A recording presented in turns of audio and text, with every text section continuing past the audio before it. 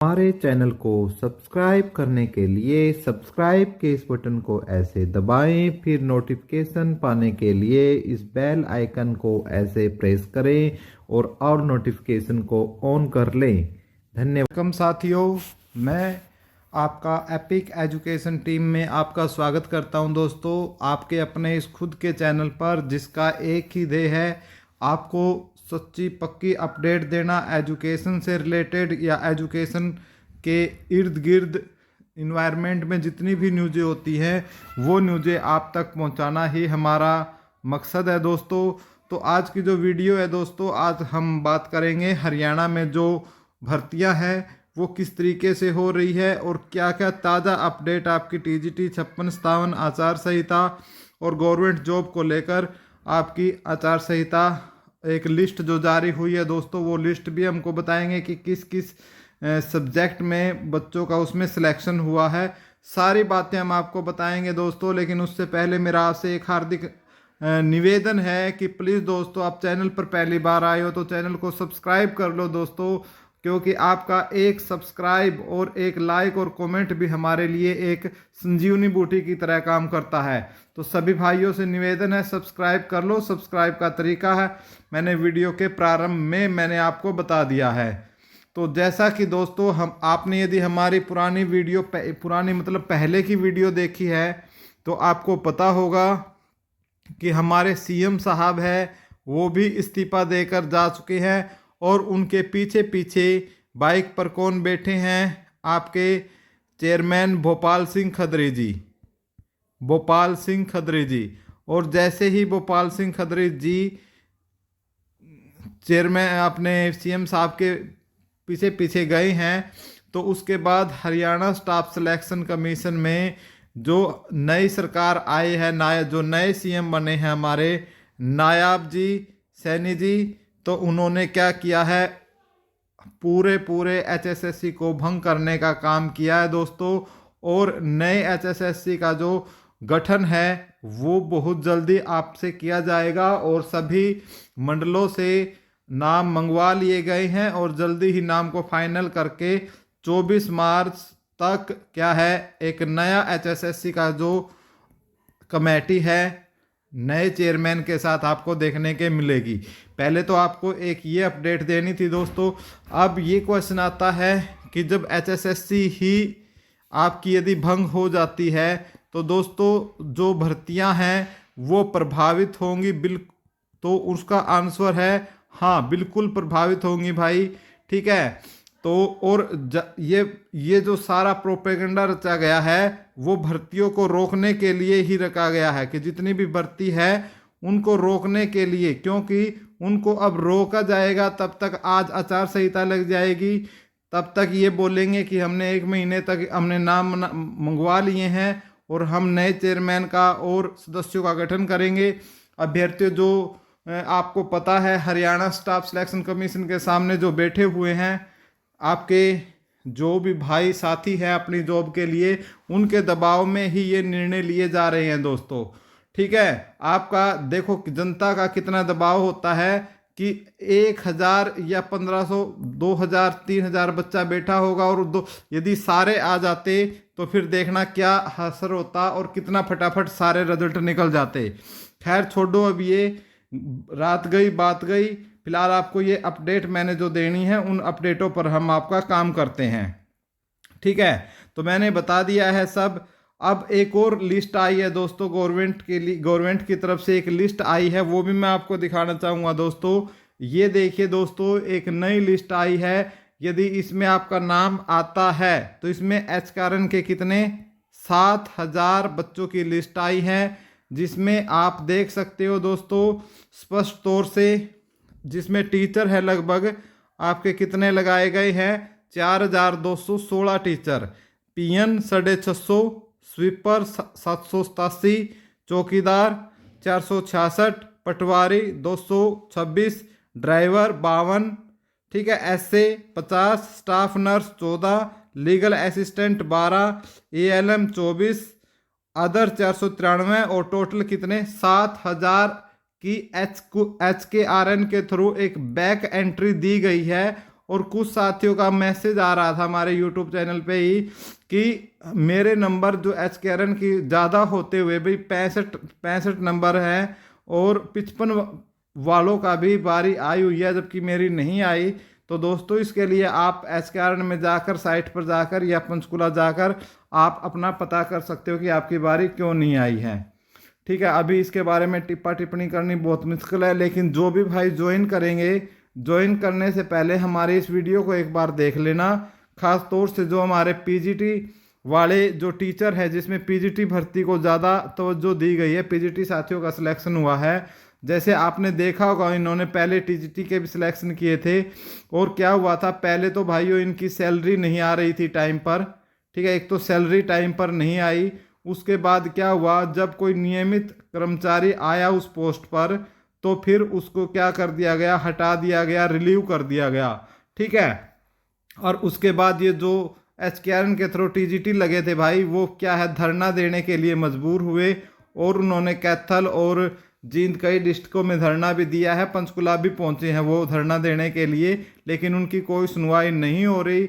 इसी प्रकार अन्य विभागों में भी ऐसा ही हुआ था, बहुत अच्छी अच्छी पोस्टों पर सिलेक्शन कर लिया गया था, लेकिन बाद में जब नियमित कर्मचारी आया तो उनको रिलीव कर दिया गया। तो पीजीटी वाले भाइयों एक बात नोट कर लो कि इसमें आपकी जो जॉब्स है, जॉब सिक्योरिटी नहीं है। अब जॉब सिक्योरिटी का मतलब समझ रहे हो आप, कि भाई ये नहीं पता कि कब आपको हटा दिया जाएगा। जैसे ही आपकी जगह कोई परमानेंट या कोई गेस्ट टीचर आएगा तो आपको हटा दिया जाएगा, क्योंकि ऐसा टीजीटी भाइयों के साथ पहले हो चुका है जो एचकेआरएन में लगे हुए हैं। ठीक है, आप मेरी बात पे यकीन नहीं करते तो जो एचकेआरएन में हमारे साथी लगे हुए हैं उनसे बात करना। ठीक है, बात करके फिर जॉब सिक्योरिटी लेकर फिर ज्वाइन करना दोस्तों। ठीक है, और यदि आप यही चाह रहे हो कि आपका किसी प्राइवेट स्कूल में भी नहीं हुआ दोस्तों, और प्राइवेट स्कूल से में यदि आपको कम सैलरी मिल रही है तो फिर आप बिल्कुल ज्वाइन करना। मैं आपको सारे फैक्टर मैंने आपको बता दिए हैं, बिल्कुल ज्वाइन करना भाई फिर। ठीक है, कोई प्रॉब्लम नहीं है फिर। ठीक है, अपना अपना कम्बिनेशन देना, देखना कि प्राइवेट में मुझे कितने मिल रहे हैं, सरकारी में, और यहाँ पर एचकेआरएन में कितने मिलेंगे। जो बाकी भाई जो पटवारी भाई हैं, चौकीदार है, स्वीपर है, इन सब के लिए मैं कहना चाहूँगा कि आप अपने विवेक के साथ ज्वाइन कर लिए, क्योंकि सबसे बड़ी बात जो पोस्ट थी इसमें पीजीटी वालों की ही थी, उनको मैंने एक्सप्लेन करने का काम कर दिया है। ठीक है, तो और साथी देख लेते हैं कि नेक्स्ट हमारा क्या मुद्दा था। 56-57 टीजीटी आचार संहिता। बिल्कुल भाई, बात कर लेते हैं आचार संहिता की। ठीक है, तो आचार संहिता के ऊपर भारतीय चुनाव आयोग की आज 3 बजे प्रेस कॉन्फ्रेंस भी है और मीटिंग भी है। ठीक है, आज 3 बजे बहुत ही ज़्यादा इंतज़ार रहेगा। ठीक है, 3 बजे, और आज 3 बजे के बाद क्या है दोस्तों, चुनाव की तारीखों का ऐलान हो सकता है। ठीक है, चुनाव की तारीखों का क्या हो सकता है, आ सकती है तारीखें आपकी, और देखते हैं क्या है। और गुप्त सूत्रों से क्या कहना है कि इस बार 7 से 8 चरणों में चुनाव आपका हो सकता है। 7 से 8 चरणों में चुनाव जो है आपका, वो आपका कंडक्ट कराया जाएगा, और साथ में कोड ऑफ कंडक्ट भी उसी दिन से लागू हो जाएगी। ठीक है, एक तो ये आपको अपडेट देनी थी मैंने। उसके बाद यदि आप देख सकते हो, यदि आचार संहिता लग जाती है साथियों, तो रिजल्ट के क्या चांस रहेंगे। ये तो हो सकता है कि शायद ये रिजल्ट तो जारी कर दें, लेकिन किसी की ज्वाइनिंग नहीं करवा सकते। ठीक है, ऐसा तो हो सकता है ज्वाइनिंग नहीं होगी।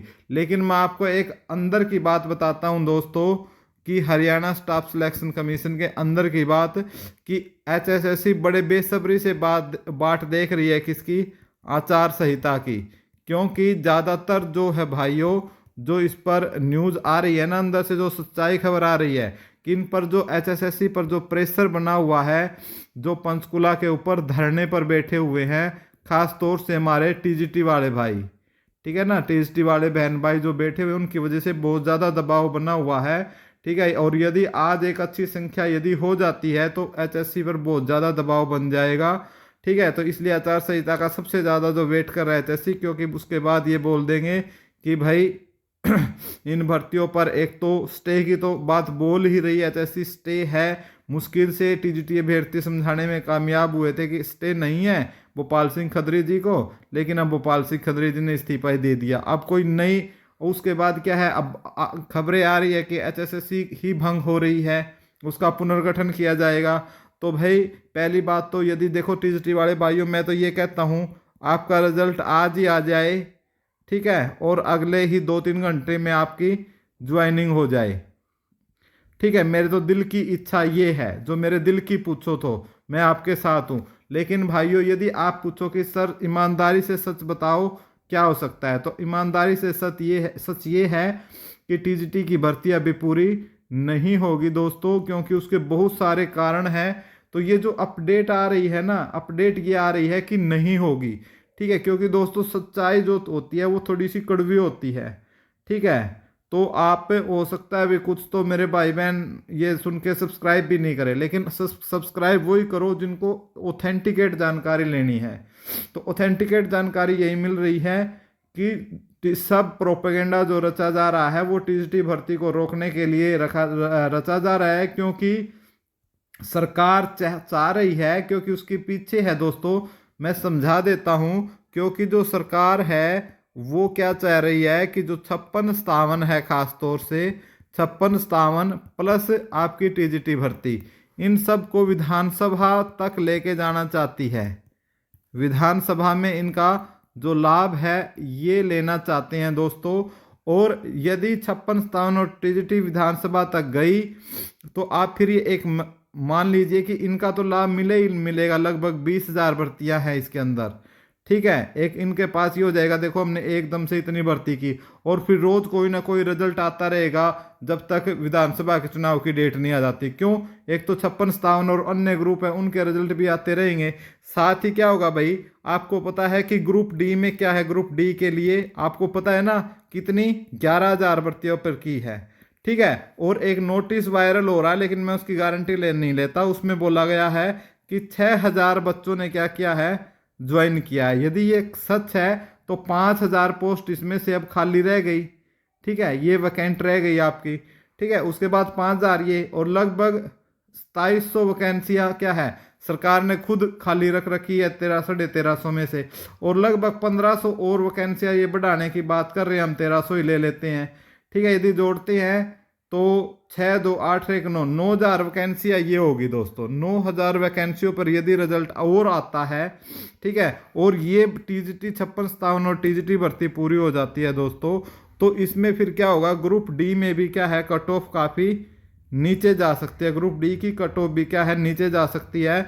और ग्रुप डी में भी क्या है दोस्तों, जिनके आपके लगभग 68-69 नंबर जनरल में है, उनका भी सिलेक्शन हो सकता है। तो इसलिए सरकार इस चीज़ को देखने के लिए, ज़्यादा से ज़्यादा फ़ायदा उठाने के लिए, अब ग्रुप डी का रिजल्ट क्यों निकाला सरकार ने, आपने भी देखा होगा, ये स्नो का पोर्टल नहीं लिया इन्होंने, तो सरकार पागल नहीं है भाई, ठीक है। आप सोच रहे हो ना सरकार पागल है, ऐसा नहीं है। चेयरमैन सो भोपाल सिंह खत्री नहीं, ये जानबूझकर की गई एक साजिश है। अब इन्होंने विधानसभा लोकसभा में इन्होंने दिखा दिया कि भाई हमने 11,000 भर्ती कर दी है, किसकी, ग्रुप डी की। ये 11,000 भर्ती इन्होंने यहाँ दिखा दी, और साथ में 11,000 भर्ती इन्होंने किसकी दिखा दी, लगभग जो टेक्निकल की 10,233 है, और साथ में कुछ और ने पीजीटी वगैरह की निकाल के लगभग 11,000 भर्तियाँ ये दिखा दी।